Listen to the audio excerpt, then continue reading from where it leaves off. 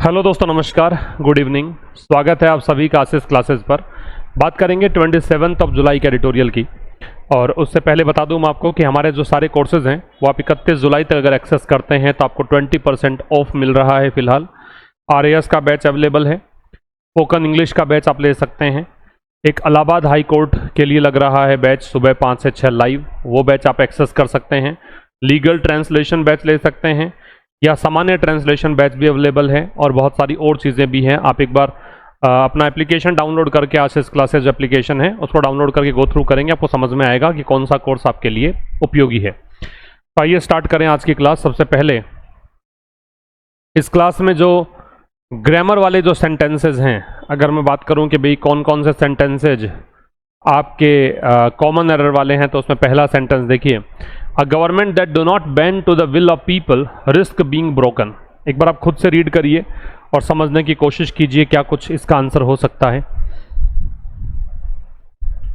तो देखो ये कह रहा है अ गवर्नमेंट, ऐसी सरकार, कौन सी, दैट, वो सरकार जो सिंगुलर है तो यहां लगाइए does not bend to the will of people. अब द पीपल भी कर सकते हो क्योंकि यहाँ पे लोग कौन से हैं, जिस देश की सरकार है उस सरकार के लोग हैं, मतलब उस सरकार के जिस जनता पर शासन कर रही है सरकार वो जनता है, तो द पीपल। फिर गवर्नमेंट दैट डू नॉट की जगह डज नॉट किया, गवर्नमेंट ही सब्जेक्ट है, तो फिर यहाँ पे रिस्क ना आके रिस्क आएगा, एस जुड़ेगा। तो वो सरकार जो कि लोगों की इच्छा के सामने नहीं झुकती है, बेंड का मतलब झुकना, उस पर खतरा होता है कि वो टूट जाती है, उसका टूट जाने का खतरा होता है। तो ऐसी सरकार जो लोगों की इच्छा के सामने नहीं झुकती है उसका ब्रेक हो जाने का खतरा रहता है, तो यहां पे क्या करोगे आप, रिस्क्स। दूसरा देखिए, पढ़िए एक बार,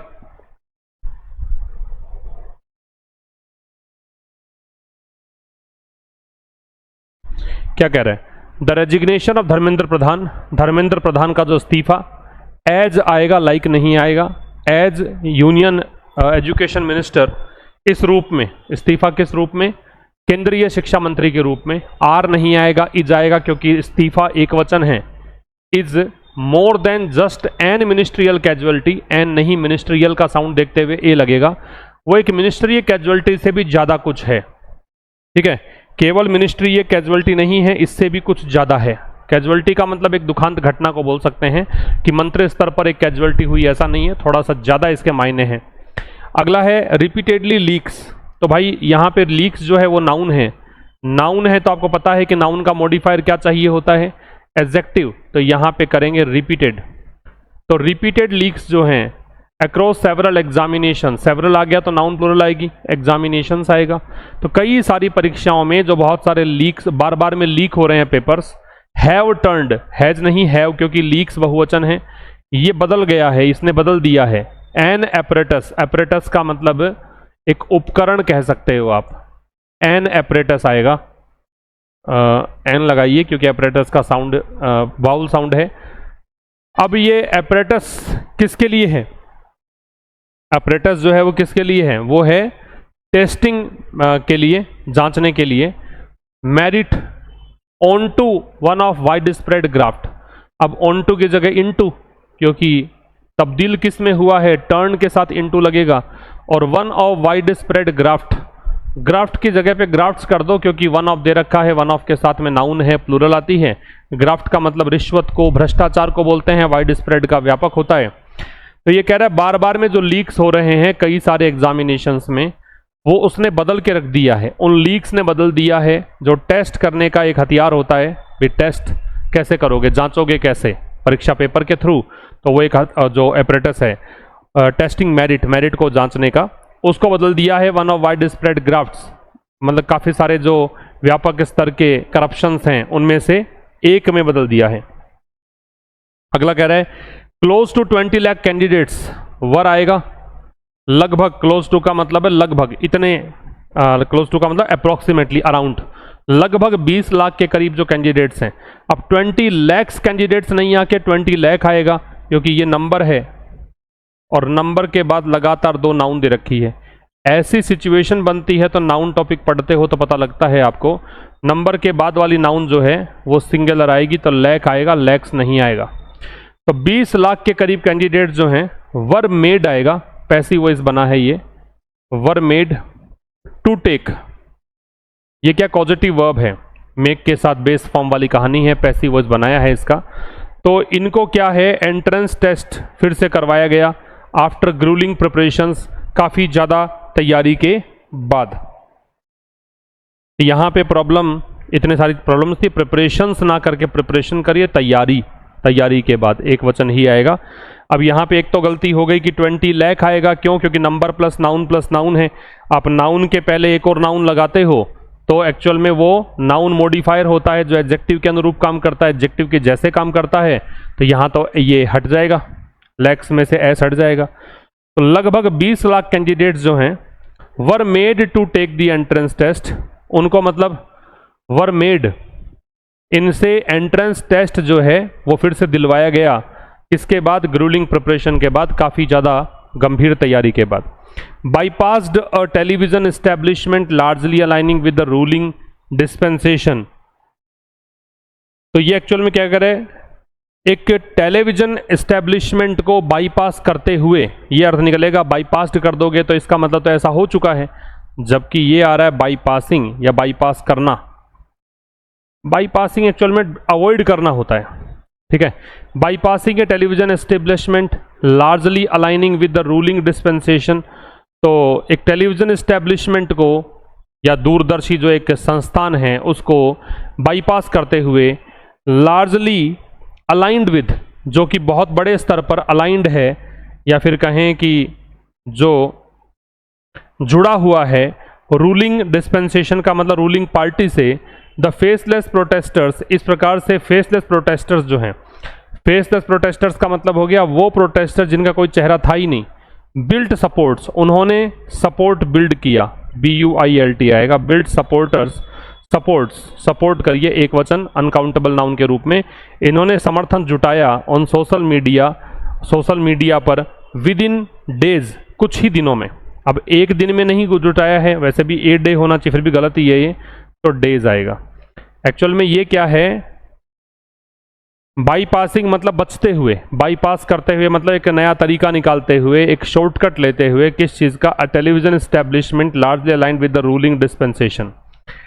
जो सत्ताधारी पार्टी है, सत्ताधारी पार्टी रूलिंग डिस्पेंसेशन जो है उसके साथ अलाइंड जो टेलीविजन एस्टेब्लिशमेंट है, मतलब कहें कि एक प्रकार से जो रूलिंग पार्टी वाले हैं वो तो सामने रहते हैं लोगों के, है ना, और टेलीविज़न पे डिबेट वगैरह करते हैं, इन चीज़ों को इन्होंने बाईपास कर दिया।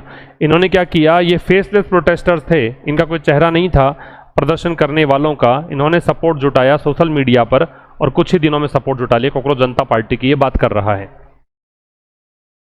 अब आइए बात करते हैं आज के एडिटोरियल की। तो सबसे पहले तो आप ये वाला स्लाइड जो है इसको गो थ्रू करिए, उसके बाद मैं समझाता हूँ कैसे क्या करना है।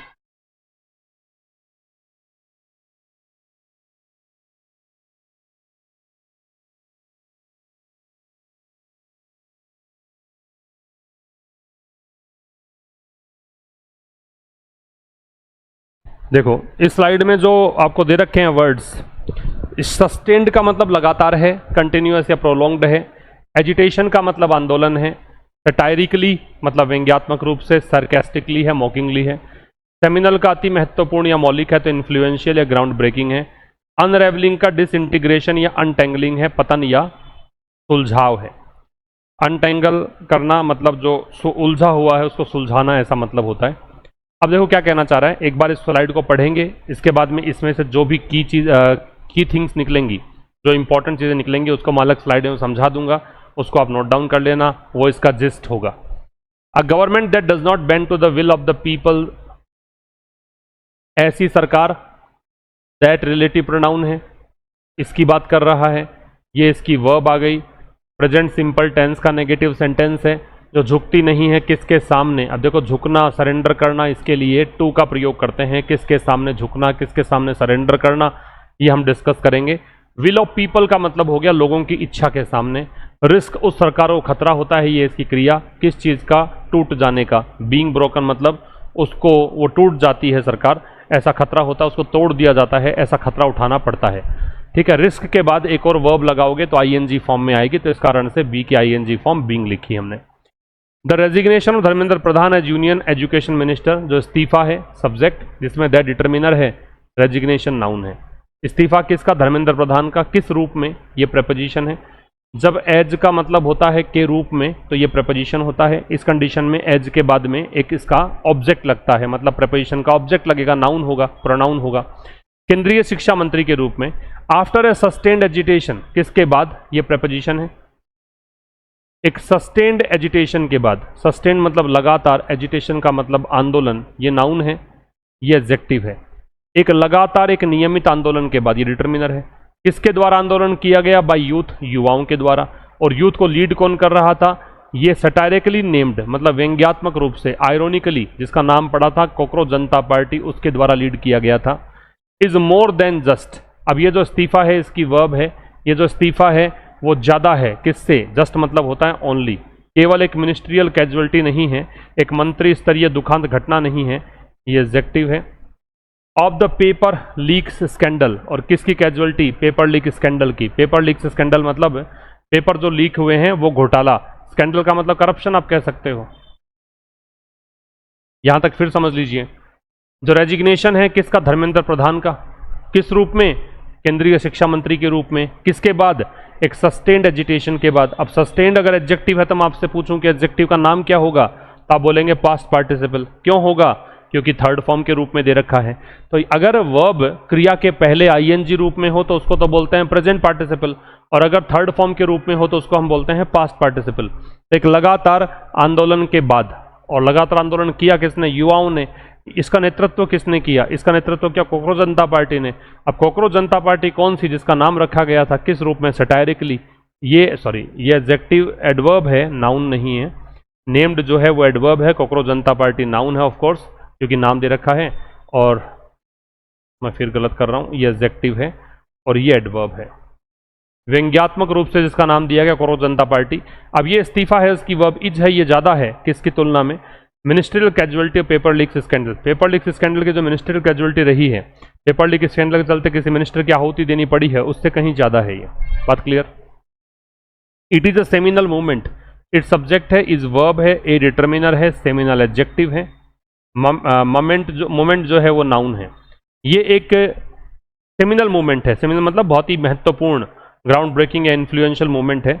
इन द अनरेवलिंग, या अनरेवलिंग अभी छिपा हुआ है, इन द अनरेवलिंग, किसमें? अनरेवलिंग में। किस चीज की अनरेवलिंग? अनरेवलिंग का मतलब गुत्थी सुलझाना, सामने लाना। किस चीज को?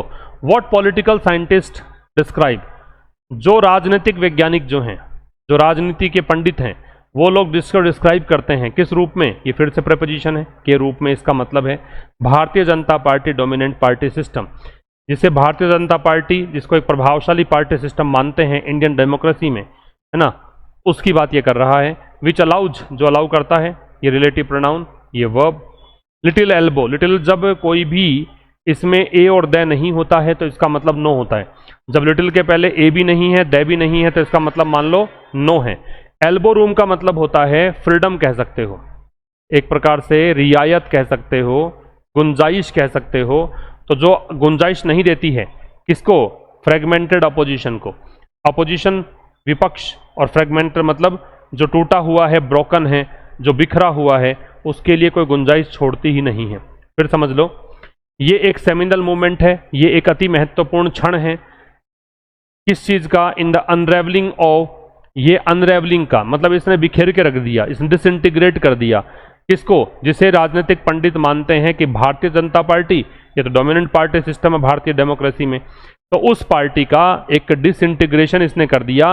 वो पार्टी जो कि बिल्कुल भी गुंजाइश नहीं देती, रत्ती भर भी गुंजाइश नहीं देती फ्रेगमेंटेड ऑपोजिशन को, बिखरे हुए ऑपोजिशन को। ठीक है, ये आपका फर्स्ट स्लाइड की कहानी बताई मैंने आपको। अब इसमें जो जो इंपॉर्टेंट बातें थी, जो जो हमें यहाँ अलग से नोट डाउन करना है, वो मैंने टिक लगा रखे हैं, उनको देखते हुए चलिए। पहला, एक तो आपको ध्यान रखना है बैंड, तो ये बैंड झुकने के अर्थ में है, तो किसी के सामने झुकने के अर्थ में, चाहे बैंड हो, चाहे सरेंडर हो, चाहे कैपिचुलेट हो, चाहे सीड हो या सकम हो, इन सब के साथ टू लगता है। अगर आपको दे रखा है इसके सामने झुकने की बात है तो इसके बाद में एज जो है, अगर इसके बाद में आपको कोई नाउन या प्रोनाउन मिलता है, ऑब्जेक्ट मिलता है, तो इसका मतलब ये प्रेपोजिशन है, ठीक है, और इसका मतलब होता है के रूप में। और यहां पे काम की बात, लिटिल, अगर लिटिल से पहले कुछ भी नहीं है, ना ए है ना द है, तो इसका मतलब नो या नथिंग होता है। वो डिपेंड करेगा कॉन्टेक्स्ट पर। अगर आगे नाउन है तो नो होगा, अगर नाउन नहीं है, ये खुद ही प्रोनाउन के रूप में काम करे, तो इसका मतलब नथिंग होता है। क्लियर है यहां तक? ये तो आपकी पहले स्लाइड वाली कहानी हमने पूरी करी। अब आइए नेक्स्ट स्लाइड पर। इसमें देखिए वर्ड्स, गेट कीपिंग का मतलब है पहरेदारी, नियंत्रण। ग्राइंडिंग का मतलब है थका देने वाला, कठिन, अप्रेसिव या हार्श। अपरेटस का मतलब है उपकरण या तंत्र, सिस्टम या मशीनरी। ग्राफ्ट का करप्शन या ब्राइबरी, भ्रष्टाचार या घूस। और ग्रूलिंग का मतलब है बहुत ही थका देने वाला, एग्जॉस्टिंग, पनिशिंग, बहुत ही मेहनत कराने वाला, ग्रूलिंग। अब ये कह रहा है entrance examinations are, entrance examinations का मतलब प्रवेश परीक्षाएं। आर इसकी वर्ब है, ये हैं, क्या हैं? द गेट कीपिंग मैकेनिज्म, ये एक पहरेदारी करने वाला सिस्टम है। मैकेनिज्म का मतलब होता है सिस्टम, ये एक नियंत्रण रखने वाला सिस्टम होता है। दैट रिलेटिव प्रोनाउन है, ये बात कर रहा है इस मैकेनिज्म की। वो सिस्टम जो डिटरमिन करता है विच यंग इंडियंस, की कौन से युवा भारतीय जो है, ये सब्जेक्ट, गेट टू एंटर, उनको प्रवेश मिलता है, ये वर्ब हो गई गेट। द नैरो, एक संकीर्ण लेकिन रीअश्योरिंग मतलब आश्वस्त करने वाला वर्ल्ड, दुनिया, दुनिया किसकी? फॉर्मल एम्प्लॉयमेंट की, औपचारिक रोजगार की, लाइटर ऑन बाद में, इन अ कंट्री, एक ऐसे देश में जहां, ये रिलेटिव एडवर्ब है, मोस्ट वर्क, जहां अधिकांश कार्य, रिमेन्स रहते हैं, in the grinding unorganize sector, sector noun है, ये एडजेक्टिव है, अनऑर्गेनाइज्ड और ये भी एडजेक्टिव है, ठीक है। मतलब किस में? एक ऐसे असंगठित क्षेत्र में जो ग्राइंडिंग है। ग्राइंडिंग का मतलब बहुत ही अप्रेसिव है, दमन करने वाला है, थका देने वाला है, मुश्किल है, हार्श है ना? यहां तक समझिए। एंट्रेंस एग्जामिनेशन जो है वो गेट कीपिंग मैकेनिज्म है। एंट्रेंस एग्जामिनेशन जो है वो एक नियंत्रण रखने वाला एक सिस्टम है। वो सिस्टम है जो डिटरमिन करता है, वो सिस्टम है जो निर्धारित करता है किसको, कि कौन से युवा भारतीय वो प्रवेश करेंगे, मतलब प्रवेश कर पाएंगे औपचारिक रोजगार वाले क्षेत्र में, उस दुनिया में, ठीक है।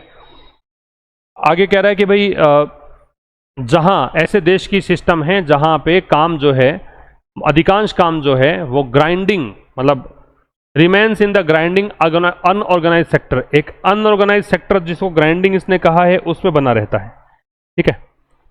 मैं फिर समझा दूं, मतलब प्रवेश परीक्षाएं जो हैं वो ऐसा गेट कीपिंग मैकेनिज्म है। अब गेट कीपिंग में क्या होता है? गेट कीपिंग में गेट पर ही रख लेते हैं जो अनवांटेड विजिटर हैं, पहरेदार होते हैं, वो कहते हैं कि नहीं आप अंदर जा सकते हो, आप अंदर नहीं जा सकते, ऐसा गेट कीपिंग मैकेनिज्म, मतलब छटनी करने वाला सिस्टम, ज़्यादा बेहतर आपको समझना है तो यह समझिए कि एंट्रेंस एग्जामिनेशन जो है वो छटनी करने वाला सिस्टम है। एक बात वो सिस्टम है जो क्या करता है, जो ये तय करता है कि युवा भारतीयों को, जो युवा भारतीय हैं, विच इंडियंस जो हैं, get to enter the narrow but reassuring world of formal employment later on, जो तय करता है कि किन युवा भारतीयों को आगे चलकर औपचारिक रोजगार की सीमित लेकिन सुरक्षित दुनिया में प्रवेश मिलेगा। अब यह सीमित है लेकिन रीअश्योरिंग वर्ड है, सुनिश्चित दुनिया है किसकी? औपचारिक दुनिया की, लेटर ऑन मतलब बाद में, इन अ कंट्री, एक ऐसे देश में, मतलब जहां मोस्ट वर्क्स, जहां अधिकांश काम जो है, remains in the grinding unorganize sector, जहां अधिकांश लोग, अधिकांश काम जो है अब भी असंगठित क्षेत्र में काम करने के लिए कह सकते हो कि बना रहता है। मतलब असंगठित क्षेत्र है जहां अधिकांश लोग काम करते हैं, तो उसके अंदर एंट्रेंस एग्जामिनेशन जो है वो रोजगार का वादा करता है। मैं फिर समझा दूं, एंट्रेंस एग्जामिनेशन प्रवेश परीक्षाएं, आर मतलब हैं गेट कीपिंग मैकेनिज्म मतलब छंटनी करने वाला सिस्टम, दैट डिटरमिन्स जो तय करता है, विच यंग इंडियंस की कौन से युवा भारतीय गेट टू एंटर प्रवेश करेंगे, नैरो मतलब संकीर्ण लेकिन औपचारिक रोजगार का वादा करने वाली दुनिया में, लेटर ऑन बाद में। इन अ कंट्री एक ऐसे देश में जहां most work remains in the grinding unorganize sector, जहां अधिकांश काम अब भी असंगठित क्षेत्र जो थका देने वाला सिस्टम है उसमें है, मतलब अधिकांश लोग आज भी ऐसे क्षेत्र में काम करने के लिए मजबूर है जो असंगठित है, अनऑर्गेनाइज्ड है। लेकिन अगर एंट्रेंस एग्जाम पास करके आप चले गए तो आपको है तो हालांकि वो नैरो एक सिस्टम बहुत ही कम लोगों के लिए बना है, लेकिन उनको तो कम से कम एक औपचारिक रोजगार मिल जाता है, ये कहना चाह रहा है। ठीक है, अब इसमें जो काम की बातें हैं ना वो हम डिस्कस करेंगे। तो एक तो मोस्ट का प्रयोग हम डिस्कस करेंगे, ठीक। एक ये लाइटर जो शब्द है इसको हम डिस्कस करेंगे। इसके अलावा एंटर को डिस्कस करेंगे, एंटर के बाद प्रीपोजिशन नहीं लगता है। ठीक है, ये कुछ काम की बातें हैं। रिपीटेड लीक्स जो हैं, बार बार हो रहे लीक्स हैं, लीक्स नाउन है, रिपीटेड एडजेक्टिव है और थर्ड फॉर्म आ रखी है तो पास्ट पार्टिसिपल है। बार बार हो रहे लीक्स जो हैं अक्रॉस प्रीपोजिशन है, अक्रॉस का मतलब होता है थ्रू आउट। सेवरल, अब ये रिपीट हो गया, सेवरल एग्जामिनेशंस कई सारे परीक्षाओं में, हैव टर्न्ड, इन लीक्स ने टर्न कर दिया है, बदल के रख दिया है, प्रेजेंट परफेक्ट टेंस है, ये हेल्पिंग वर्ब और ये मैन वर्ब है। किसको? एन apparatus, एक ऐसे सिस्टम को, फॉर टेस्टिंग मेरिट, सिस्टम किसके लिए बना है? मेरिट टेस्ट करने के लिए। किस में बदल दिया है? One of wide spread graft, graft कर लेना इसको, एक बहुत ही व्यापक स्तर के करप्शन में। बार बार हो रहे लीक्स जो हैं कई सारी परीक्षाओं में, उन्होंने जो मेरिट टेस्ट करने का सिस्टम है, मतलब एग्जामिनेशन सिस्टम है, उसको एक बड़े व्यापक स्तर के ग्राफ्ट में चेंज कर दिया है। वाइड स्प्रेड जो शब्द है इसका मतलब लिख लेना एक्सटेंसिव, व्यापक को बोलते हैं एक्सटेंसिव। ठीक, आगे कह रहा है क्लोज टू 20 लाख कैंडिडेट्स, लगभग 20 लाख कैंडिडेट्स। अब ये वाला जो कॉन्सेप्ट है 20 प्लस लाख प्लस कैंडिडेट्स, हम डिस्कस कर लेंगे। लगभग 20 lakh candidates to take the national eligibility cum entrance test again after the grueling preparation that coincided with their school examination. अब ये क्या कह रहा है कि लगभग इतने लाख विद्यार्थी हैं जिन्होंने क्या किया, ये मतलब इन विद्यार्थियों को ये मेड टू टेक करना, were made to take, were made to take बताया था ना कॉमन एरर वाले में। ये भी स्ट्रक्चर हम डिस्कस करेंगे कि मेक वाली कहानी क्या है। तो ये पॉजिटिव वर्ब है, प्रेरणार्थक क्रिया है, किसी से कोई काम करवाने के अर्थ में आती है। लगभग 20 लाख विद्यार्थियों को फिर से national eligibility cum entrance test, इसको नीट बोलते हैं, अंडर ग्रेजुएट वाले नीट का एग्जाम दिलाया गया। अगेन मतलब फिर से, अगेन एडवर्ब है।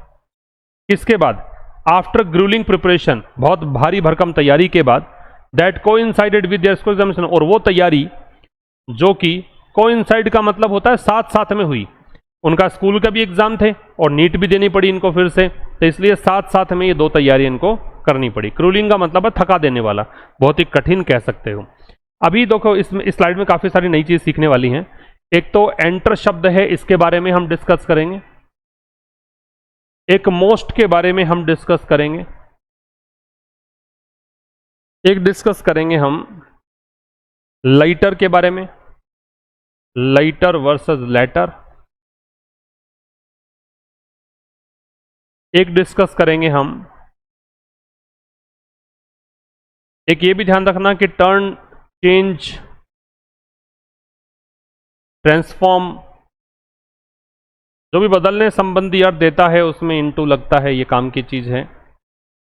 एक यहां पे काम की चीज है कि नंबर प्लस नाउन हो, संख्या हो, लगातार दो नाउन हो तो कैसे डील करना है। ठीक है, और तो कुछ काम का इसमें है नहीं। एक ये पॉजिटिव वर्ब वाला कॉन्सेप्ट जो है,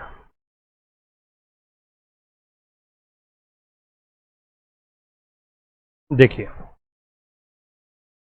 इसमें एंटर के साथ कोई प्रेपोजिशन नहीं आता है, नो प्रेपोजिशन। अगर इसका मतलब प्रवेश करना है तो, और एंटर इनटू लगा दोगे तो उसका मतलब अलग निकलता है। उसका मतलब डील या अग्रीमेंट साइन करना होता है। साइन अ डील और अग्रीमेंट, कोई डील या अग्रीमेंट साइन करने को एंटर इनटू बोलते हैं। फिर मोस्ट है, मोस्ट का मतलब ऑलमोस्ट होता है, मोस्ट का मतलब अधिकांश होता है, और इस कंडीशन में यहां पे कोई भी आर्टिकल लगता नहीं है जब इसका मतलब ऑलमोस्ट है तब। ये लाइटर जो है ये टाइम के लिए आता है, ये सीक्वेंस के लिए आता है, ठीक है, इसका मतलब बाद में, और इसका मतलब होता है बाद वाला। फिर ये टर्न, चेंज, ट्रांसफॉर्म, इसमें इनटू लगता है, किस में तब्दील हुआ। नंबर प्लस नाउन में ये बीच वाली जो नाउन है ये ऑलवेज सिंगुलर होती है, क्योंकि ये नाउन मॉडिफायर का काम करती है जो एडजेक्टिव होता है। और कॉजेटिव वर्ब्स जो हैं जैसे गेट है, हैव है, मेक है, ये कॉजेटिव वर्ब्स हैं, ये प्रेरणार्थक क्रिया कहलाती हैं। प्रेरणार्थक क्रिया, प्रेरणार्थक क्रिया का मतलब है ये प्रेरित करती है किसी को कोई काम करने के लिए। तो इसमें होता ये है कि गेट होता है और हैव होता है, उसके साथ तो हम लगाते हैं थर्ड फॉर्म, लेकिन मेक अगर है तो मेक के साथ लगाते हैं बेस फॉर्म। और यही मेक अगर पास्ट मतलब उसमें पैसिव वॉइस में दे रखा हो, अगर ये पैसिव में है तो ये टू प्लस मेड होगा, मतलब मेड टू, ऐसे तो बेस फॉर्म लगता है सीधा, लेकिन यहाँ पे पैसिव वॉइस में मेड के बाद टू प्लस बेस फॉर्म इस तरीके से यूज किया जाता है। मेड आएगा, टू आएगा, बेस फॉर्म आएगी, इस तरीके से यूज किया जाता है। अगला देखिए स्लाइड, इसमें एक वर्ड देखा ऑर्डियल, ऑर्डियल अग्नि परीक्षा को बोलते हैं, ये वन वर्ड्स में भी आपके पूछते हैं, ट्रायल या ट्रिब्यूलेशन। ग्रीवेंस का मतलब कंप्लेंट या रिजेंटमेंट है, शिकायत को बोलते हैं। मोबिलाइजेशन का मतलब असेंबली है, ऑर्गेनाइजिंग है, लामबंदी या संगठन। डिस्पेंसेशन का रिजीम सिस्टम है, मतलब शासन। और हाई हैंडेडनेस, ये तो खैर जरूरत नहीं पड़ेगी आपको, ये हम यहाँ तक पढ़ेंगे, हालांकि निरंकुश को बोलते हैं, निरंकुशता को बोलते हैं। अब देखिए, several students did not survive the ordeal, बहुत सारे स्टूडेंट ऐसे हैं जिसने ये अग्नि परीक्षा जो है वो सर्वाइव नहीं कर पाए, सर्वाइव का मतलब टिक नहीं पाए इस परीक्षा में, वो फेल हो गए, पास नहीं हुए। तो सेवरल स्टूडेंट सब्जेक्ट है, डिड नॉट सर्वाइव ये वर्ब है, और आप समझ जाओ कि पास्ट इंडेफिनिट का नेगेटिव सेंटेंस है, पास्ट इंडेफिनिट का नेगेटिव डिड नॉट से बनता है, प्रेजेंट इंडेफिनिट का नेगेटिव है वो डू नॉट या डज नॉट से बनता है। तो कई सारे विद्यार्थी, सेवरल है, डिटर्मिनर है, सेवरल के बाद नाउन है, प्लूरल आती है, याद रखिए, वो सर्वाइव नहीं किया उन्होंने इस ऑर्डियल को, इस अग्नि परीक्षा को, नीट की बात कर रहा है ordeal. The grievance bound youth, grievance का मतलब नाराजगी, ग्रीवेंस जो है वो शिकायत, नाराजगी को बोलते हैं। Bound youth across cast and religions the very identities that political mobilization in India has been confined to in recent years। अब ये क्या बोलना चाह रहे हैं,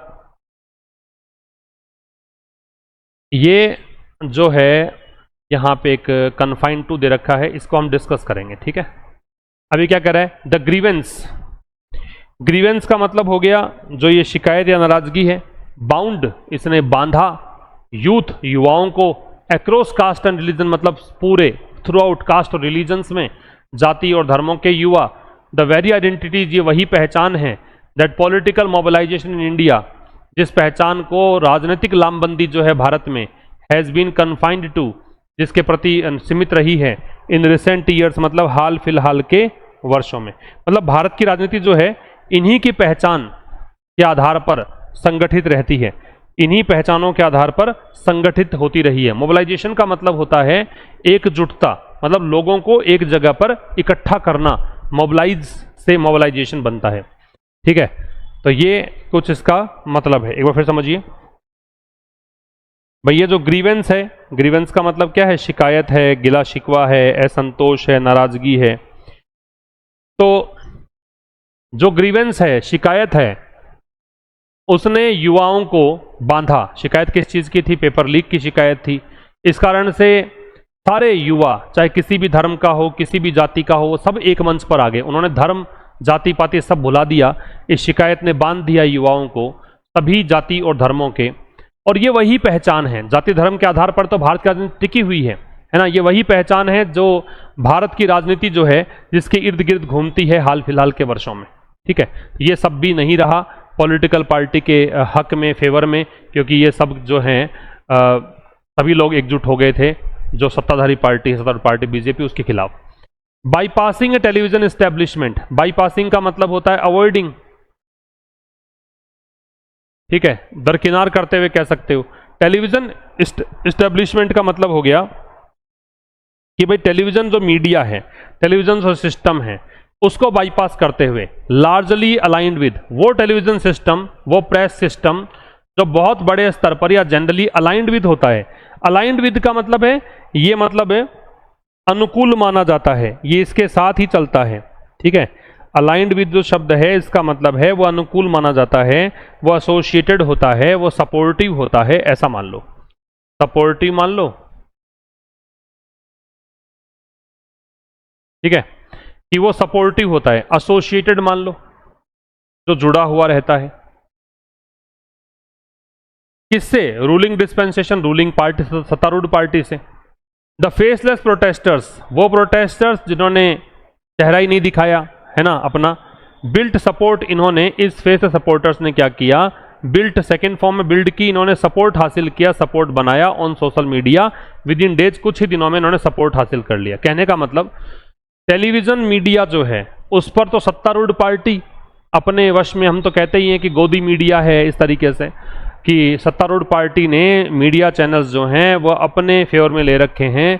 तो ये लेखक कहना चाह रहा है कि उनको बाईपास करते हुए, मतलब इन पर तो ये आए नहीं, ये टेलीविजन चैनल्स जैसे हैं, इन पर तो इन्होंने डिबेट की नहीं, इन पर इन्होंने दिखाया नहीं कि हम कर रहे हैं, तो ये फेसलेस, मतलब ये प्रोटेस्टर्स थे, वो प्रोटेस्टर्स, वो आंदोलनकर्ता थे जो कि फेसलेस थे। ठीक है, इनको तो इसने बाईपास कर दिया, इसको तो इसने अवॉइड कर दिया, दरकिनार कर दिया टेलीविजन एस्टेब्लिशमेंट को।